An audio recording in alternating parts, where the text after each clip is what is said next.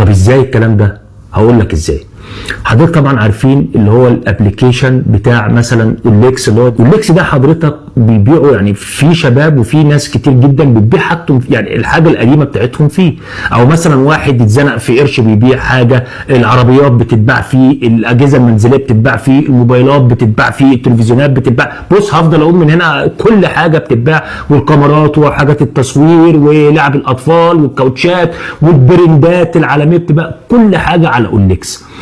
لقينا بعد اوليكس او الدوبلز لقينا اللي ابلكيشن الفيسبوك برضو عامل لنا حاجه اسمها الماركت، تقدر اللي حضرتك بتخش من عليها وبرضو تبيع وتشتري من عليها. طب حضرتك دلوقتي انت بتقول لي الاوليكس، طب انا اعمل ايه؟ انا برضو قصتي ايه؟ اقول لك حضرتك قصتك ايه، او حضرتك قصتك ايه. حضرتك تقدر تبدا مشروعك ب 5000 جنيه لحد زي ما قلت حضرتك يوصل ل 5 مليون وممكن يعدي.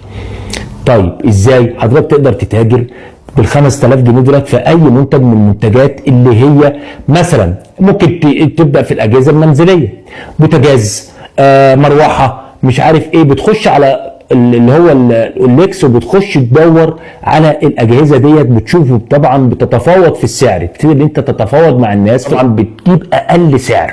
في ناس بتبقى بتبيع مثلا حاجتها مزنوقه عايزه فلوس وقتي، انا دلوقتي بحرق، يعني مثلا بجيب كميات فبحرق عشان خاطر محتاج فلوس. حضرتك بقى معاك الكاش، بتخش عايز تشتغل في الموبايلات هتشتغل، عايز تشتغل في الاجهزه المنزليه هتشتغل، كل واحد على حسب القرش اللي معاه، على حسب الفلوس اللي معاه. انا معايا 5000 جنيه غير اللي معاه مليون جنيه، غير اللي معاه 2 مليون جنيه، غير اللي معاه 3 مليون جنيه. اللي معاه مليون او 2 مليون جنيه هخش على العربيات، هشوف العربيات ايه الدنيا بتاعت العربيات، هشتري عربيتها. بس طبعا خلي بالكم من نقطه مهمه جدا، اللي يخش في المشروع ده لازم يكون فاهم في المنتج اللي هو هيشتغل فيه.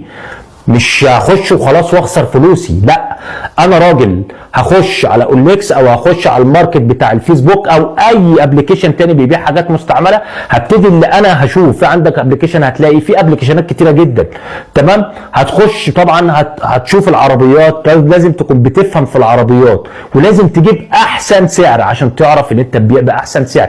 كذلك الموبايلات، كذلك الاجهزه المنزليه، كذلك ادوات التصوير، كذلك اللبس، في لبس، في كل حاجه، اكسسوارات، كل حاجه مستعمله. روبابيكيا، انت حضرتك بتجيب الحاجات الروبابيكيا من الابلكيشنات دي وبتبتدي اللي انت تسوقها تاني، بتحط النسبه بتاعتك وتسوقها تاني، تمام. طب انا اسوقها ازاي حضرتك؟ ما انا جبت الحاجه دي. حضرتك بقى بتقوم داخل مثلا على الجروبات بتاعتك، انت مثلا من معادي، من مهندسين، من دار السلام، من مدينه السلام، من ايا كان المنطقه اللي انت فيها، تمام. وبتخش بقى على الجروبات، وبعد كده بتجيب المنتج اللي انت جبته بسعر كويس جدا، بعد طبعا ما تعمل دراسه جدوى للاسعار، وتبتدي اللي حضرتك تنزله وتعرضه وتكسب فيه. كسبت بقى 100 200 300، ده رزق بتاع ربنا، احنا مش هنشاركك فيه، او مثلا يعني ايه، ده رزق ربنا، تمام. دي تجاره وانت قاعد في البيت. طبعا في ناس ما بيعجبهاش العجب ولا الصوم في رجب، مهما تقول لهم يقول لك يا عم مشاريعك فاشله، هو ده مشروع؟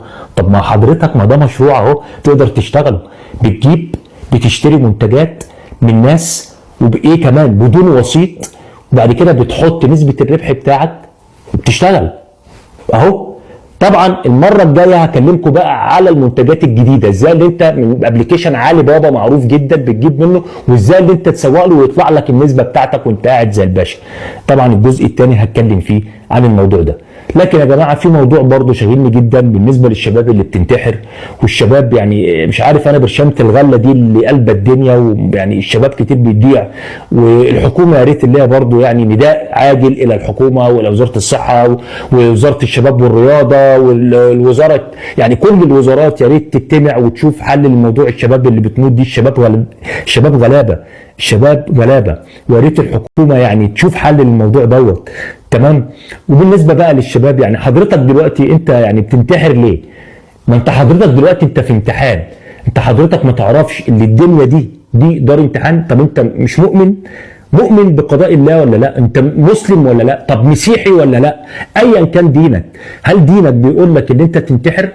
ينفع اللي مثلا حضرتكم في امتحان، اصل في ناس يعني في بعض الناس تيجي تقول لك ايه، لا اللي بينتحر دوت كافر او مش كافر. لا، العلماء اجمعوا اللي هو كافر، والله اعلى واعلمه برضه. يعني احنا ايه مش هنفتي في الدين، بس انا بحسبها ازاي حسبه ثانيه خالص. بقول ايه، حضرتك دلوقتي مثلا في امتحان في الفصل، في امتحان في الجامعه او في فصل او في اي حته في المدرسه او في اي حته، تقدر ان حضرتك تسيب ورقه الامتحان وتقوم رازع الباب وتقوم ماشي؟ طب ما انت هتسقط، ما انت اساسا رايح عشان تمتحن. انت بقى ربنا بعتك الدنيا دي عشان تمتحن. ده احنا كل اللي احنا في امتحان. هتلاقي اللي يظلمك، وهتلاقي اللي هياكل حقك، وهتلاقي اللي هيشغل دماغه عليك، وهتلاقي حاكم ظالم، وهتلاقي حاكم مش ظالم، وهتلاقي كل حاجه. انت جاي في امتحان، انت مش في الدنيا. عندك حضرتك الانبياء، هل انت حضرتك احسن من الانبياء؟ الانبياء كل سيدنا يوسف اتحبس ظلم كام سنه. طب بلاش كده، انت شايف مثلا مش هنتكلم عن انبياء، طب ما انت قدامك فلسطين وغزه وشباب واطفال صغيرين ومستحملين نار وموت وجوع ما انتحروش، ما انتحروش يا جماعه. يا جماعه يا ريت نتقي الله، ويا ريت الشباب يعني ايه ما يفكرش في الانتحار، لان يعني اللي هينتحر ده يبقى كافر. ده ما يعني العلماء هم اللي قالوا كده مش انا، والدين هو اللي بيقول كده. يا جماعه احنا ما بنفتيش عشان بس كل واحد يجي يقول لك لا ما تنتحرش، انت ما حدش يقول. يا جماعه ماشي، ما حدش يقول، ما احنا في اسس في الدين ماشيين عليها، وفي عقيده ماشيين عليها. الانتحار بتنتحر جسمك ده ونفسك، دي مش ملكك، مش بتاعتك عشان تنتحر حضرتك، ده مش ملكك عشان انت تنتحر. واخر كلامي، ربنا يحفظ مصر وشباب مصر والامه العربيه جميعا. تحياتي للجميع.